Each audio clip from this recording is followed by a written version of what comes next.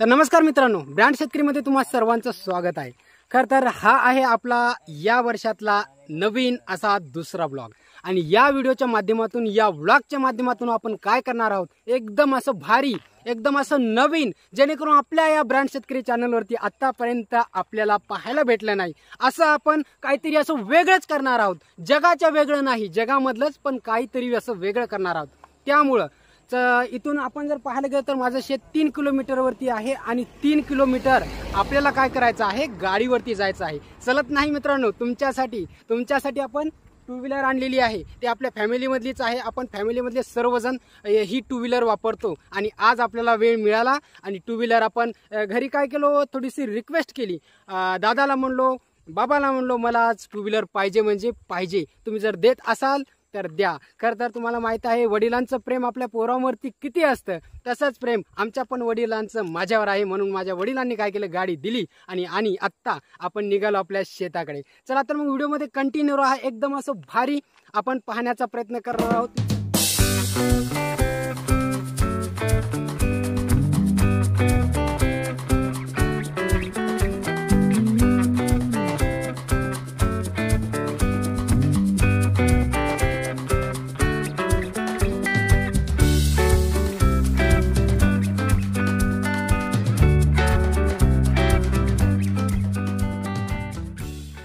तर मित्रांनो, आता आलोय आपल्या महादेवाच्या मंदिराच्या जवळपास। आपल्या मागे पाहायला गेलं तर महादेवाचं मंदिर आहे, ते पहा। तर आपण लवकरच आपण त्या मंदिराच्या जवळ जाणार आहोत। त्याआधी माझे शेतकरी बांधव, त्याआधी सांगतो भावांनो, कसं आहे आपल्या खेड्यापाड्यामध्ये पाहायला गेलं तर आपण खेड्यातलेच आहोत आणि खेड्यामध्ये पाहायला गेलं तर असं हिरवं मस्त पैकी वातावरण तुम्हाला पाहायला भेटते। असं वातावरण तुम्ही जर कोणत्या शहरामध्ये गेलात तर तुम्हाला त्या ठिकाणी अजिबात भेटणार आहे, कारण हे वातावरण फक्त आणि फक्त आपल्या खेडोपाडी, आपल्या शेतकऱ्यांच्या आसपासच तुम्हाला पाहायला भेटते। चला तर आपण पाहूया, आपल्या महादेवाच्या मंदिराच्या जवळपास आलोय आणि इथून पाहायला गेलं तर आपलं महादेवाचं मंदिर जवळच आहे, ते पहा तुम्हाला मागे दिसतच असेल। तर आपण लवकरच आपण त्या ठिकाणी जाऊया। आणि दुसरी गोष्ट, तुम्ही खरं तर प्रत्येकाच्या मनामध्ये देव असते आणि प्रत्येक जण देवाला मानते। त्याच प्रकारे आम्ही पण देवाला मानतो, मी पण मानतो कारण आम्ही खरं तर देवो की देव महादेव म्हणल्याच्या नंतर तर तुम्हाला माहीतच आहे महादेवाचं मंदिर आणि महादेवाला किती जण असं महादेवाची पूजा अर्चा करतात।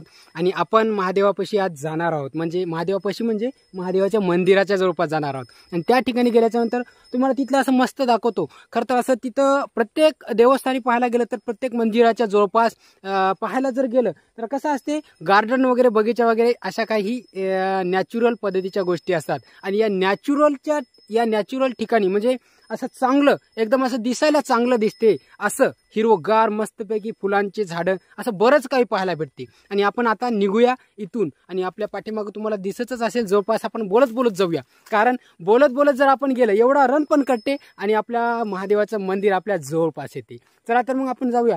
खरं तर मित्रांनो, हा आपला दुसरा ब्लॉग आहे, या वर्षातला दुसरा ब्लॉग। खरं तर तुम्ही पहिल्या ब्लॉगमध्ये असं भरपूर काही दिलं, म्हणजे सोनं फिनं काही दिलं नाही, तसं असं प्रेम दिलं, कारण आपल्याला तुमच्यापेक्षा भावांनो आपल्याला काय सोनं महत्वाचं नाही, खरं तर तुमचं प्रेम आपल्याला महत्वाचं आहे। जसं तुम्ही पहिल्या ब्लॉगला जसं तुम्ही प्रेम दिलं, म्हणजे आपल्याला जास्त, म्हणजे 100 व्ह्यू आले म्हणजे तेवढंच प्रेम आपल्याला नाही, तर त्यापेक्षा जास्त प्रेम आपल्याला पाहिजे। भावांनो, जास्तीत जास्त आपल्या ब्रँड शेतकरी चॅनलला जास्तीत जास्त सबस्क्राईब करा आणि जास्तीत जास्त व्हिडिओ पाहत राहा, कारण आज जे तुम्ही व्हिडिओ पाहताय हा व्हिडिओ एकदम असं भारी क्लिअरिटी, म्हणजे मी एकदम असं भारी क्लिअर दिसणारा व्हिडिओ, एकदम असं चांगल्या क्वालिटीमध्ये दाखवण्याचा प्रयत्न करणार आहे। आणि आपल्या ब्रँड शेतकरीवरती हा व्हिडिओ एकदम असं पडायला पाहिजे, आतापर्यंत रेकॉर्ड नाही झालं पाहिजे कोणत्या व्हिडिओचं, त्यापेक्षा जास्त व्हिडिओ त्यापेक्षा जास्त व्ह्यू या व्हिडिओला आले पाहिजेत भावांनो। त्यामुळे काय करा, या व्हिडिओला जास्तीत जास्त शेअर करा आणि तुम्हाला हे जर व्हिडिओ आवडत असतील, हे व्लॉगिंगचे आपल्या शेतकरी भावाचे, तर या व्हिडिओला लाईक करायला विसरू नका। आणि आपण आलो देवाच्या मंदिराच्या जवळपास, पाठीमागे असं मस्त वाटत आहे की नाही, एकदम असं ब्लर कॅमेरामध्ये शूट केल्यासारखं, तसंच म्हणजे एकदम अशी भारी क्लिअरिटी आपण दाखवण्याचा प्रयत्न करणार आहोत। या ठिकाणी पहा हौद आहे, हौद तुम्हाला दिसतच असेल, हौद ज्या ठिकाणी आपण काय करतो, आपले जनावरं जे असतात, आता पाठीमागे पहा तुम्हाला जनावरं दिसतात, हे की नाही. अशा प्रकारचे जनावर असतात आणि त्या जनावरांना पिण्यासाठी आपण आपल्या शेतामध्ये हौद ठेवतो, हे की नाही. हौद म्हणजे एक असं पाणी साठवण्याचं ठिकाण. पाणी साठवण्यासाठी आपण त्या हौदाचा वापर करतो. तुम्ही टाकी वापरत असाल, कोणी हौद वापरते. खरं तर जनावरांना पाणी पिण्यासाठी आपण काय करतो, आपल्या शेतामध्ये हौद ठेवतो. तशाच प्रकारचा हौद या ठिकाणी आहे. का आहे, खरं तर बाहेरून आलेलं म्हणजे आपल्याला देवाच्या ठिकाणी जायचं आहे आणि दुसरी गोष्ट देवाच्या ठिकाणी जायचं म्हणलं, देवाच्या मंदिरामध्ये जायचं म्हणलं की आपण आपले पाय स्वच्छ धुवून जातो, हे की नाही. त्याच प्रकारचे हे पाय धुण्यासाठी पण आहे. आणि याचा दुसरा उपयोग काय आहे, इथं जनावरं आहेत आणि त्या जनावरांना पाणी पिण्यासाठी पण हा हौद या ठिकाणी ठेवलेला आहे भावांनो. खरं तर इथं आल्याच्या नंतर असं आपण तर मंदिराच्या जवळपास आलो. हे मंदिरच आहे आपल्या पाठीमागचं, पहा आपण आलो, परंतु अजून आपण गेटच्या मध्ये अजून गेलो नाही. आता गेटच्या मध्ये गेल्याच्या नंतर असं भव्य असं चांगलं तुम्हाला पाहायला भेटणार आहे. भव्य म्हणलं तर थोडं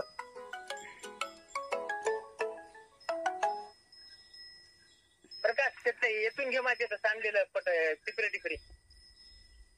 हॅलो, अहो मी प्रकाश हो. अहो हे काय टिपरे येचून घ्या म्हणाले की मला. भावांनो काय दुसऱ्याचाच फोन होता, त्याचं नाव प्रकाशच असेल, आपलं प्रकाशच आहे तसं. तर त्यानं चुकून फोन लावला आणि आपल्याला टिपरे याचायला सांगते. आपण याचंही होतो पण आपलं थोडंसं व्लॉग करायला आलो त्याच्यामुळे टिपरे याचं काय आपल्याला झालं नाही.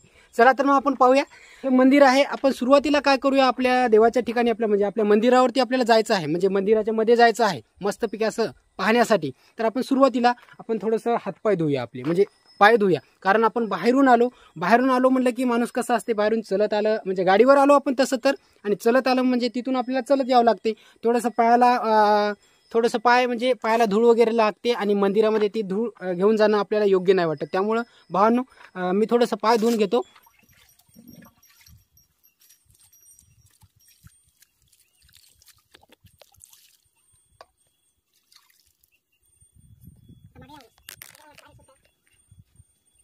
आपण आलोय आपल्या महादेवाच्या मंदिरामध्ये आणि खरं तर पाहायला गेलं तर या ठिकाणी एकदम असं उंबराचं झाड आहे.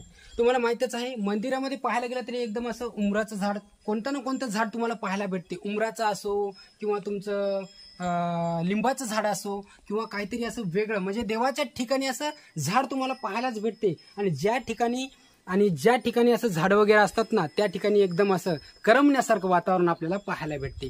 तसंच वातावरण या ठिकाणी आहे, एकदम असं मस्त वातावरण आहे. हे उंबराचं झाड आहे, या ठिकाणी वडाचं पण झाड आहे. भावांनो अरे वा, काहीतरी वेगळं तुम्हाला आवाज येतच असेल, है की नाही.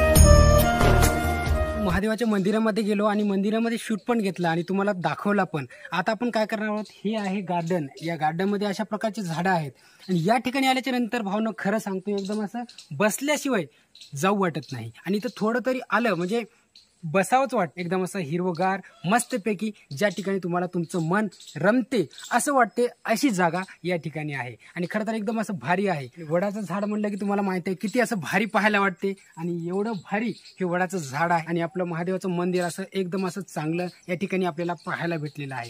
खरं तर बरेच जण तुम्हाला माहित आहे महादेवाच्या मंदिरामध्ये महाशिवरात्रीच्या दिवशी भव्य असं गर्दी राहते आणि प्रत्येकाला या ठिकाणी यावंसं वाटते. का तर त्या फेमस म्हणजे महाशिवरात्रीच्या दिवशी असं पूर्ण असं या ठिकाणी गर्दी राहते आणि प्रत्येकाला या ठिकाणी येऊन असं महादेवाच्या मंदिरापाशी यावं आणि या ठिकाणी बसावं असं वाटते. त्यामुळं प्रत्येकजण गावातला आमच्या महाशिवरात्रीच्या दिवशी या ठिकाणी येतात आणि दर सोमवारी या ठिकाणी बरेच जण येऊन दर्शन घेतात आणि जातात. खरं तर या ठिकाणी तुम्हाला कसा वाटला आजचा हा व्लॉग मला कमेंट करून नक्की सांगा. चला तर मग आपण भेटूया अशाच प्रकारच्या नवीन व्हिडिओ सोबत, नवीन व्लॉग सोबत. तोपर्यंत जय जवान जय किसान.